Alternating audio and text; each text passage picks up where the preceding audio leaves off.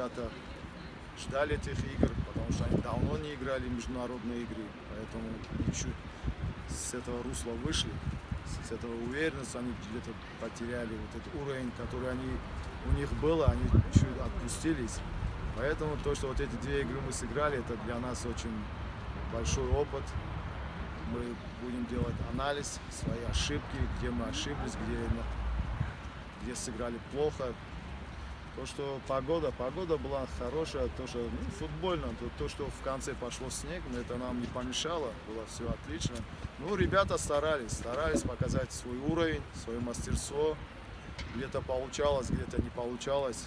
Ну, тоже вот то, что мы пропустили гол, тоже обратно то, что вот первая игра, тоже ошибка защитников. Вроде мы объясняли, показывали все. Вроде бы поняли, но опять эти же ошибки.